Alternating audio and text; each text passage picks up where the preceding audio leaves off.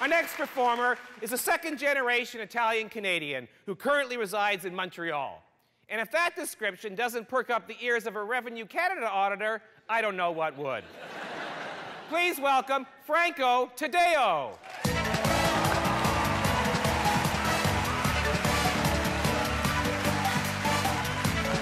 Hello, Winnipeg. This is nice. And to me, that's what Canada is. Nice. We never impose on anyone what it means to be Canadian. We're like, just come. Don't worry. Do whatever you want. In due time, you'll love hockey and drink double-doubles. Don't worry. We're kinder, gentler, and we're the kind of country that says, hey, it's a big place. We got room. Do whatever you want. And no one would ever say, you're in Canada, you can't do that. If you're an Orthodox Canadian, Lebanese, Greek, Ukrainian, you celebrate Easter a week later than the rest of us because you follow a different calendar. When we know the real reason is you want 50% off chocolates.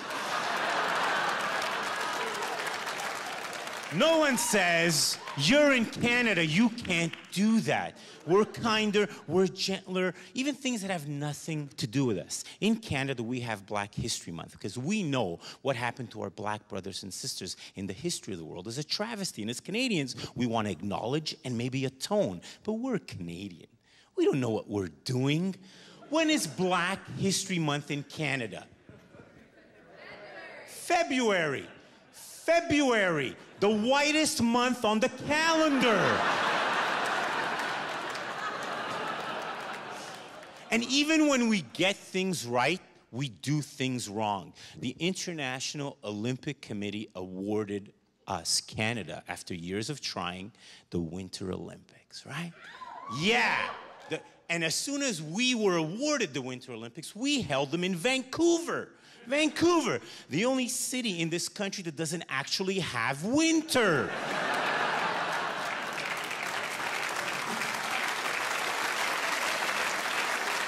I cannot wait until we bid for the 2020 Summer Olympics in Nunavut. At least we can reuse the Olympic toques, right? Now, I have to say, as Scott mentioned, I am honored to come from a place that I think is the manifestation of the Canadian dream. I'm from Montreal. It's a cosmopolitan, multicultural, bilingual city. And I will share something with you. French is a beautiful language, of course. Bonjour. Comment allez-vous? Hein?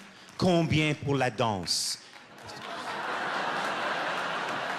It is an extremely, extremely liberal place. And that liberalness also extends to the way they name their towns. My agent called me a couple months ago and she's like, Franco, I have a gig for you. I'm like, perfect, that's your job. I'm like, where is it? She's like, well, it's in the Eastern Townships, cottage country. I'm like, yes, but where? She's like, and I can tell she was uncomfortable. She's like, well, it's in a town called Saint Tite. Only in Quebec would they name a town after an intimate body part. I don't have any friends from Penis, British Columbia. And it gets worse. Apparently, in Quebec, there's a town called Saint Clit. Now, I must be honest, I don't know where Saint Clit is because I can never find it.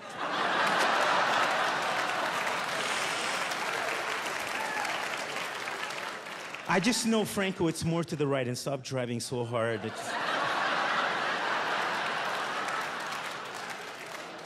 But I have to say, Winnipeg has been incredibly welcoming and stuff, but English Canadians, as an ethnic Canadian, you're not much better.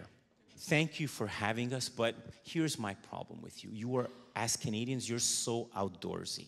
You always want to go white water rafting, hiking on a mountain trail, trekking in the woods. Ethnic people, we don't do that shit. Our parents or grandparents or great-grandparents came from the old country, so we wouldn't have to do that anymore. I must say, in general, ethnic people do not camp, but Italians specifically never camp. There is nothing but negative connotations between us and the woods. Because of this, you will never see, ladies and gentlemen, 4 or 5 Italian guys lingering in the woods. You will not. And if perchance you should happen upon 4 or 5 Italian guys in the woods, I promise you, at least one of them is never coming back.